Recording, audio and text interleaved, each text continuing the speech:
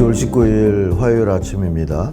창세기 42장을 오늘 함께 묵상하겠습니다. 읽겠습니다.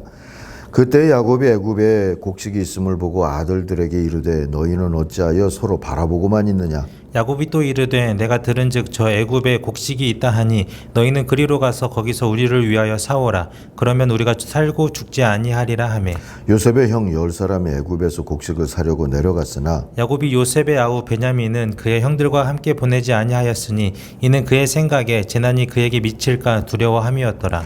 이스라엘의 아들들이 양식 사러 간 자 중에 있으니 가나안 땅에 기근이 있음이라. 때에 요셉이 나라의 총리로서 그 땅 모든 백성에게 곡식을 팔더니 요셉의 형들이 와서 그 앞에서 땅에 엎드려 절하매. 요셉이 보고 형들인 줄을 아나 모르는 체하고 엄한 소리로 그들에게 말하여 이르되 너희가 어디서 왔느냐. 그들이 이르되 곡물을 사려고 가나안에서 왔나이다. 요셉은 그의 형들을 알아보았으나 그들은 요셉을 알아보지 못하더라. 요셉이 그들에게 대하여 꾼 꿈을 생각하고 그들에게 이르되 너희는 정탐꾼들이라 이 나라의 틈을 엿보려고 왔느니라. 그들이 그에게 이르되 내 주여 아니니이다. 당신의 종들은 곡물을 사러 왔나이다. 우리는 다 한 사람의 아들들로서 확실한 자들이니 당신의 종들은 정탐꾼이 아니니이다. 요셉이 그들에게 이르되 아니라 너희가 이 나라의 틈을 엿보러 왔느니라. 그들이 이르되 당신의 종 우리들은 12 형제로서 가나안 땅 한 사람의 아들들이라. 막내 아들은 오늘 아버지와 함께 있고 또 하나는 없어졌나이다. 요셉이 그들에게 이르되 내가 너희에게 이르기를 너희는 정탐꾼들이라 한 말이 이것이니라. 너희는 이같이 하여 너희 진실함을 증명할 것이라. 바로의 생명으로 맹세하노니 너희 막내 아우가 여기 오지 아니하면 너희가 여기서 나가지 못하리라. 너희 중 하나를 보내어 너희 아우를 데려오게 하고 너희는 갇혀 있으라. 내가 너희의 말을 시험하여 너희 중에 진실이 있는지 보리라. 바로의 생명으로 맹세하노니 그리하지 아니하면 너희는 과연 정탐꾼이니라 하고. 그들이 다 함께 3일을 가두었더라. 사흘 만에 요셉이 그들에게 이르되 나는 하나님을 경외하노니 너희는 이같이 하여 생명을 보전하라. 너희가 확실한 자들이면 너희 형제 중 한 사람만 그 옥에 갇히게 하고 너희는 곡식을 가지고 가서 너희 집안의 굶주림을 구하고 너희 막내 아우를 내게로 데리고 오라. 그러면 너희 말이 진실함이 되고 너희가 죽지 아니하리라 하니 그들이 그대로 하니라. 그들이 서로 말하되 우리가 아우의 일로 말미암아 범죄하였도다. 그가 우리에게 애걸할 때 그 마음의 괴로움을 보고도 듣지 아니하였으므로 이 괴로움이 우리에게 임하는도다. 르우벤이 그에게 대답하여 이르되 내가 너희에게 그 아이에 대하여 죄를 짓지 말라고 하지 아니하였더냐. 그래도 너희가 듣지 아니하였느니라. 그러므로 그의 핏값을 치르게 되었도다 하니. 그들 사이에 통력을 세웠으므로 그들은 요셉이 듣는 줄을 알지 못하였더라. 요셉이 그들을 떠나가서 울고 다시 돌아와서 그들과 말하다가 그들 중에서 시므온을 끌어내어 그들의 눈앞에서 결박하고 명하여 곡물을 그 그릇에 채우게 하고 각 사람의 돈은 그의 자루에 도로 넣게 하고 또 길 양식을 그들에게 주게 하니 그대로 행하였더라. 그들이 곡식을 나귀에 싣고 그곳을 떠났더니 한 사람이 여관에서 나귀에게 먹이를 주려고 자루를 풀고 본즉 그 돈이 자루 아귀에 있는지라. 그가 그 형제에게 말하되 내 돈을 도로 넣었도다. 보라 자루 속에 있도다.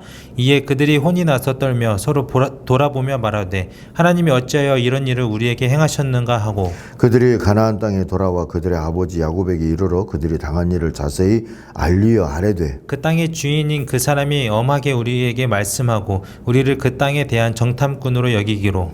우리가 그에게 이르되 우리는 확실한 자들이요 정탐꾼이 아니니이다. 우리는 한 아버지의 아들 12 형제로서 하나는 없어지고 막내는 오늘 우리 아버지와 함께 가나안 땅에 있나이다 하였더니 그 땅의 주인인 그 사람이 우리에게 이르되 내가 이같이 하여 너희가 확실한 자들임을 알리니 너희 형제 중에 하나를 내게 두고 양식을 가지고 가서 너희 집안의 굶주림을 구하고 너희 막내 아우를 내게로 데려오라. 그러면 너희가 정탐꾼이 아니요 확실한 자들임을 내가 알고 너희 형제를 너희에게 돌리리니 너희가 이 나라에서 무역하리라 하더이다 하고. 각기 자루를 쏟고 본즉 각 사람의 돈 뭉치가 그 자루 속에 있는지라.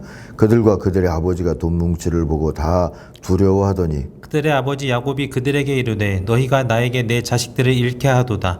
요셉도 없어졌고 시므온도 없어졌거늘 베냐민을 또 빼앗아 가고자 하니 이는 다 나를 해롭게 함이로다. 르우벤이 그의 아버지에게 말하여 이르되 내가 그를 아버지께로 데리고 오지 아니하거든 내 두 아들을 죽이소서. 그를 내 손에 맡기소서. 내가 그를 아버지께로 데리고 돌아오리이다. 야곱이 이르되 내 아들은 너희와 함께 내려가지 못하리니 그의 형은 죽고 그만 남았음이라. 만일 너희가 가는 길에서 재난이 그에게 미치면 너희가 내 흰머리를 슬퍼하며 서울로 내려가게 함이 되리라. 아멘. 진정한 강함을 본다. 오늘 묵상의 제목입니다. 17절, 18절을 요절로 삼습니다. 요셉은 그들을 감옥에 사흘 동안 가두어 두었다. 사흘 만에 요셉이 그들에게 말하였다. 나는 하나님을 두려워하오.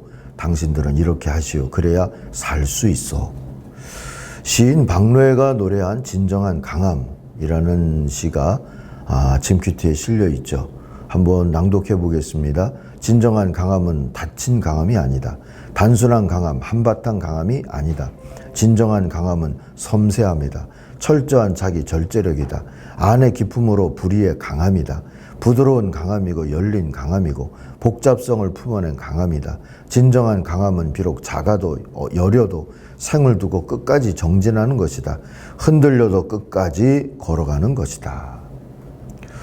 저는 이 노래에 어울리는 이가 요셉이라고 생각이 됩니다. 그에게는 고독한 자기와의 싸움에서 여러 번 승리한 자가 가질 수 있는 절제, 온유 그리고 지혜가 엿보입니다. 오랜 인내와 연단 끝에 얻은 자비를 잃지 않으려는 부드러운 투지 같은 것도 보입니다. 그래서 그에게서는 예수가 보입니다. 오늘 만나는 요셉도 용서를 학습하면서 하나님을 닮아가고 있습니다. 진정 강해져 가고 있는 것이죠. 자신의 감정을 따르기보다 주님의 마음을 따르려고 애쓰는 요셉과 함께 용서는 무엇인지, 용서에 관한 오해를 바로잡으면서 오늘 우리도 학습해 보십시다. 용서할 수 있는 강한 사람으로 말이죠.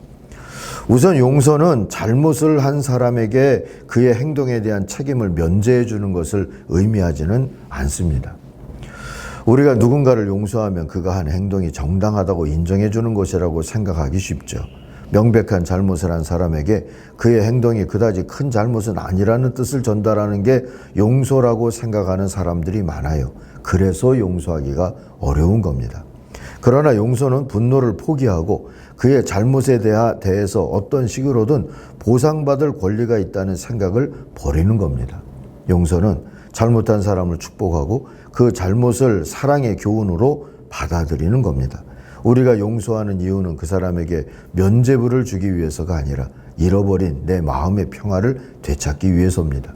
용서라는 선택의 수혜자는 바로 우리 자신이라는 것을 기억하십시오. 두 번째, 잘못을 저지른 사람에게 죄를 뉘우치고 보상하라고 다그치는 것은 용서가 아닙니다. 나한테 사과하면, 10년 전 빌린 돈을 갚는다면, 내가 동생인 것을 알아보고 그리고 나한테 잘못했다고 한다면 뭐 이런 식으로 용서의 조건을 내걸 수 있겠죠. 대가를 치를 사람은 치러야 한다는 생각에서 그럴 수 있습니다. 눈에는 눈, 이에는 이 논리인 셈이죠. 그러나 이건 용서가 아니라 거래에 가깝습니다. 몇 억을 내면 이 집을 당장 팔게 하고 말하는 것과 다르지 않습니다. 이런 태도는 스스로를 용서 못하는 밧줄로 꽁꽁 묶는 행위와 같습니다. 예수님은 어떻게 하셨을까요?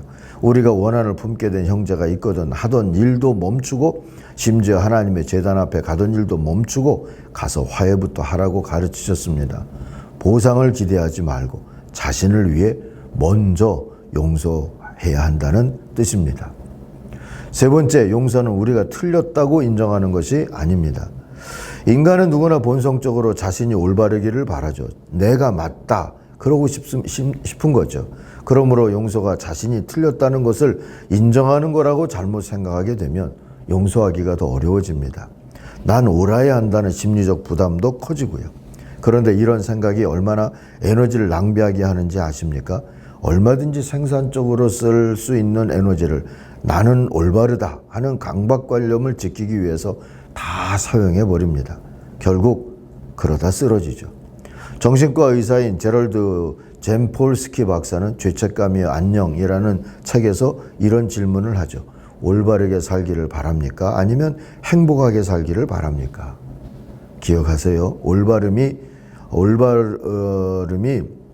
행복을 만들어내는 것은 아니라는 겁니다. 네 번째, 용서는 화해가 아닙니다. 용서하면서 화해할 수도 있습니다. 그러나 때로 화해가 불가능할 수도 있죠. 용서해주고 싶긴 한데 용서를 하고 그와 다시 친구 관계를 유지하고 싶지 않아서 용서를 미루게 될 때가 바로 그런 때입니다. 우리는 용서와 화해를 별개로 생각하는 게 옳습니다. 우리가 용서한다는 사실을 용서받는 사람이 반드시 알아야 하는 것도 아닙니다. 용서는 우리 자신과 하나님 사이의 일이기 때문입니다.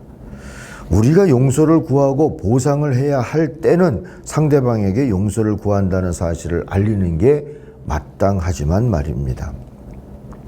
자, 우리 마음은 이렇게 용서가 아닌 것들을 걷어내고 용서를 향하여서 용서할 수 있는 사람으로 나아갈 때 진정 강해질 수가 있는 거고, 우리들의 마음에 평안이 찾아올 수 있는 거고, 사랑과 용서로 채워질 수 있는 겁니다.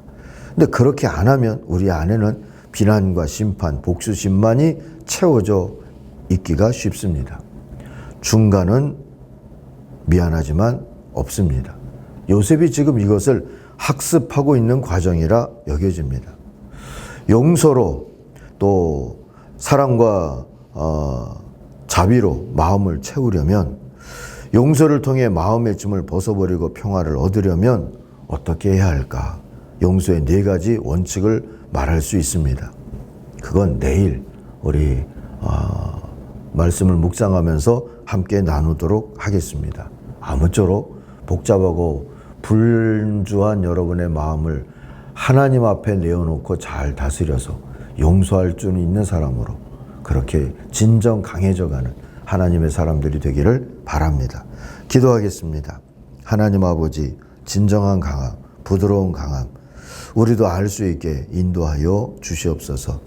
때때로 여러 가지 어렵고 복잡한 일들, 그것이 우리 속에 있는 분노와 죄책감, 실망으로 차 있기 때문에 생겨나는 일들, 하나님이 주신 생각으로 잘 다스려 갈 수 있게 은혜를 베풀어 주옵소서. 예수님의 이름으로 기도하옵나이다. 아멘. 하늘에 계신 우리 아버지, 아버지의 이름을 거룩하게 하시며 아버지의 나라가 오게 하시며 아버지의 뜻이 하늘에서와 같이 땅에서도 이루어지게 하소서. 오늘 우리에게 일용할 양식을 주시고 우리가 우리에게 잘못한 사람을 용서하여 준 것 같이 우리 죄를 용서하여 주시고 우리를 시험에 빠지지 않게 하시고 악에서 구하소서. 나라와 권능과 영광이 영원히 아버지의 것입니다. 아멘. 각자 기도하겠습니다.